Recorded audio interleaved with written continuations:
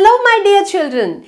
Today I am here with the fourth video and the last video of the video series on coal and petroleum class 8 science, and in this video we will discuss about the management of coal and petroleum resources.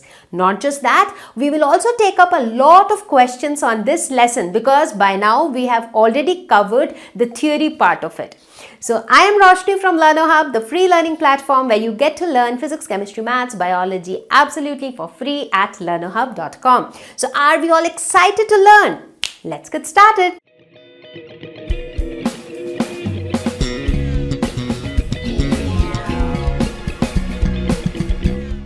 Now, when we talk about exhaustible resources, that is those resources which are in limited stock, it becomes very important to talk about sustainable management.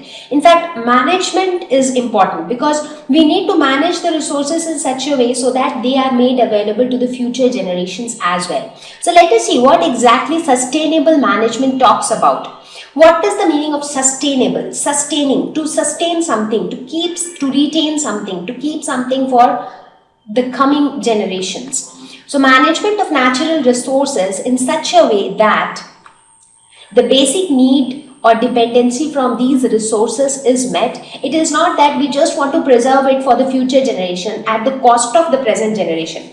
Obviously, the basic necessities of the present generation should be met. So again, let us take the example of the same box of chocolates. Now, let us say that the students who came early, they are all hungry. So you have half box of chocolates. Now, we do not want the entire half box to be kept only for those who are going to come late.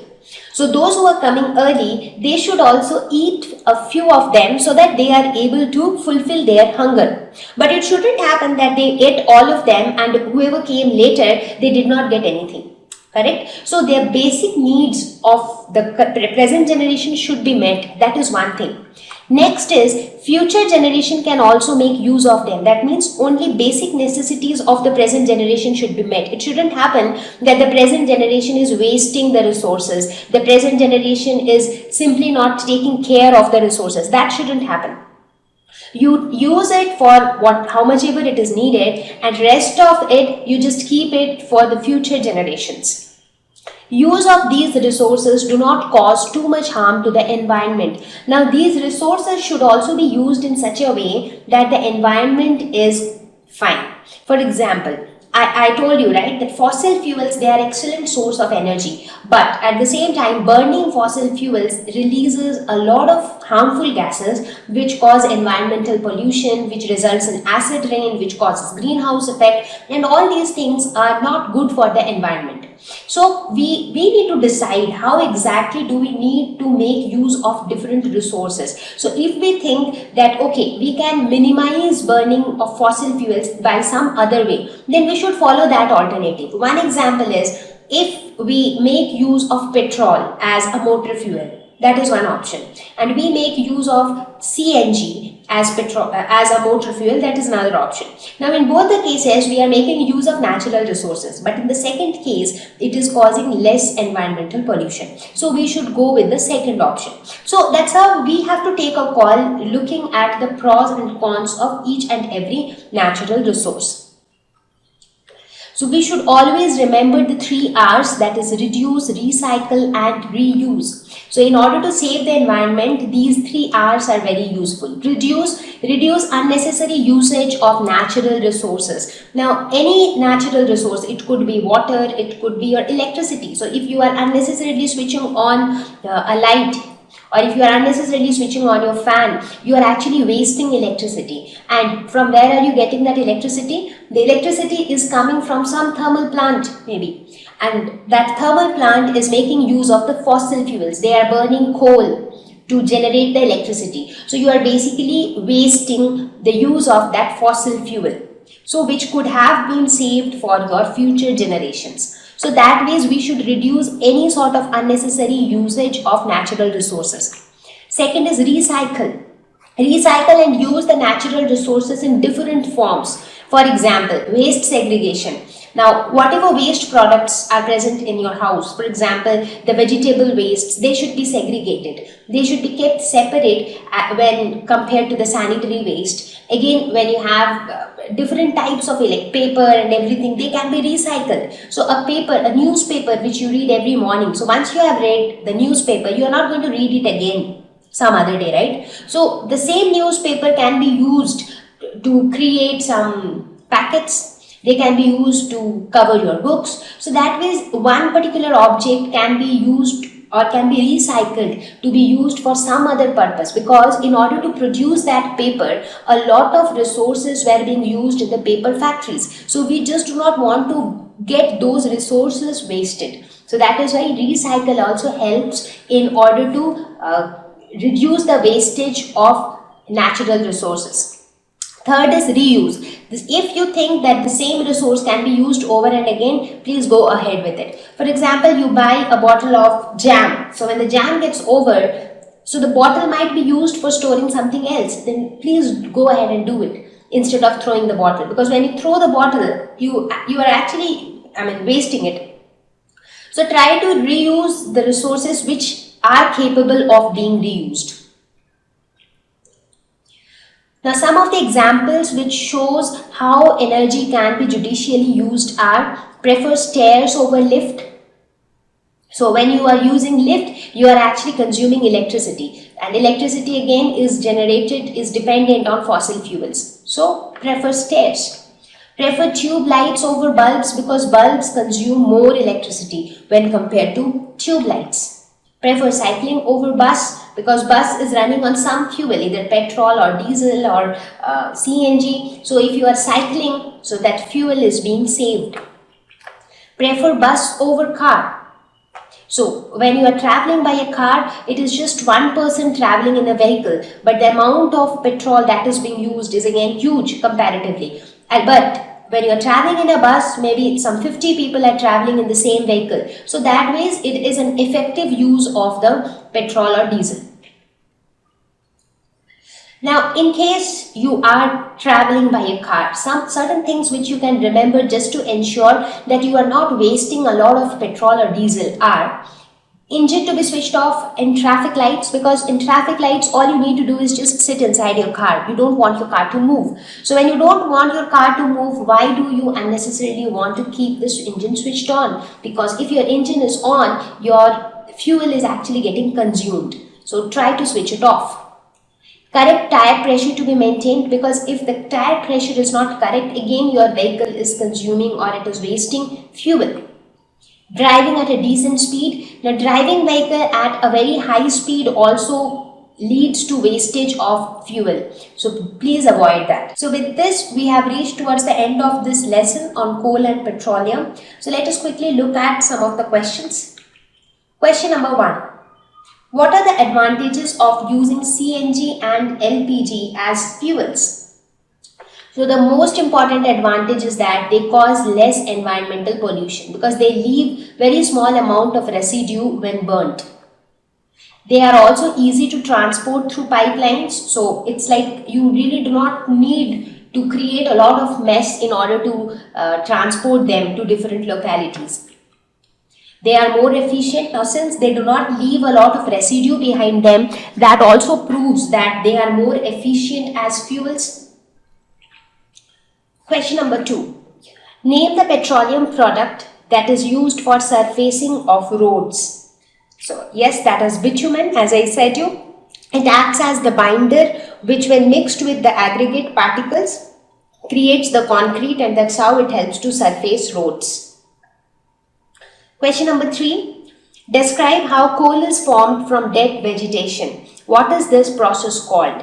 Now, coal contains a lot of carbon, and that is why this process is often called as carbonization. It is formed from dead plants which once existed as dense forests, and then maybe due to phenomena like floods, they all sank deep down, and over them came up soil and water. So floods buried the dense forests under the soil. As you can see here, these are the dense forests, the dead plants. So above the dead plants were a layer of soil, and over a period of time, when I say period of time, I mean millions and millions of years. What happened was this layer of soil kept on increasing. More and more soil got deposited, rocks got deposited, stones and so many other things got deposited. As a result, the dead plants started experiencing more pressure, they got squeezed, they kept going deeper and deeper. So the temperature also increased as they went deeper. So under the effect of high temperature and high pressure, these dead plants lost all their water when squeezed and they turned into what we call as coal. So high temperature and pressure converted them into coal. So this temperature and pressure, they play a very crucial role here. And this process is termed as carbonization because coal contains a lot of carbon. Question number 4. Fill in the blanks.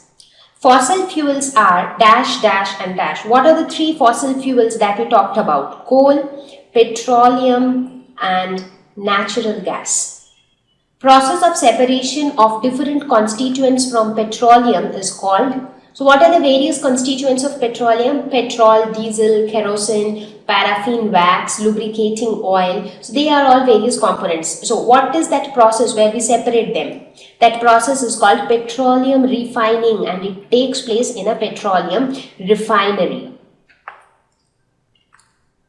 Least polluting fuel for vehicle is CNG, that is compressed natural gas, because it leaves very little residue when burnt, and that's how it is more efficient fuel. It causes least environmental pollution. Question number 5. Tick true or false against the following statements.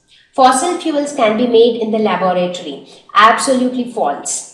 Because fossil fuels take millions and millions of years for their formation. So even if you try to create an ambience like that in the laboratory, you cannot manipulate the time. CNG is more polluting fuel than petrol. Well, not really. In fact, it is just the opposite. CNG is less polluting. Coke is almost pure form of carbon. Yes, absolutely. As I said, Coke contains almost 60% of carbon. So obviously it is almost the pure form of carbon. Coal tar is a mixture of various substances. Yes, that is again true. What is coal tar? It is that thick liquid which is formed when the vapor gets condensed. So it is made up of a lot of different substances. Kerosene is not a fossil fuel. Again, that's false. From where do we get kerosene? Kerosene is obtained from petroleum, right? And petroleum is a fossil fuel. So kerosene is also a fossil fuel. Question number 6. Explain why fossil fuels are exhaustible natural resources. This is because even though fossil fuels are formed in nature, but it takes a really long time. It takes millions of years for fossil fuels to form. But the time which it takes for the fossil fuels to get utilized, that is very less. You just burn fossil fuels and they are all gone. So it doesn't really take much time to utilize the fossil fuels, but it takes a huge amount of time for their formation. So that is why we say that these are exhaustible resources. So once you use a fossil fuel, you cannot reuse it again. So that way it is non-renewable. Once you use it up, it tends to get finished. So you just have a limited stock for a long period of time. So that is why we need to use it judiciously. So fossil fuels are formed from dead plants and animals under high temperature and pressure over several millions of years. So it takes these many years. But the rate at which they are being used is very fast when compared to their rate of formation. So that is why they are considered to be present in limited stock and they are called exhaustible natural resources. Question number 7. Describe characteristics and uses of coke. So what was coke? The residue which was left after destructive distillation of coal. So it is a porous black substance. It is almost pure carbon because it contains almost 60% carbon. It is useful in manufacturing steel where it acts as a reducing agent. It Now, coke has certain advantages over coal, and that is why it is often used as a substitute of coal. Now, one such advantage is coke is more efficient than coal, because if you look at it, coke contains considering the amount of coal and the amount of coke contains more carbons. Coke stands out to be more efficient. It is also found that those elements or those components of the coal which actually cause a lot of pollution when coal is burned, those components get removed during the process of formation of coke from coal. So that ways coke causes less pollution when compared to coal. So these are some of the advantages of coke, due to which it is used in domestic heating purposes as a substitute to coal. Question number 8. Explain the process of formation of petroleum. So petroleum is formed from the living organisms which once lived in the oceans. Now these organisms were called diatoms. So when they died, they went to the floor of the sea. So they went down towards the sea floor. And then over a period of time, soil and rocks and all those things started getting deposited over those dead organisms. Now, when actually time kept on passing by, so they kept on going deeper and deeper. So the temperature increased as they went deeper. Under this high temperature and the pressure, these dead organisms turned into oil, or what we call as petroleum. So that's how petroleum was formed. So children, I hope you found the video useful. If you have a feedback or a request which you want to make, please do share that in the comment section. We would be more than happy to hear from you. And I will meet you all very soon with a new video, with a new topic. Till then, take care. Bye-bye.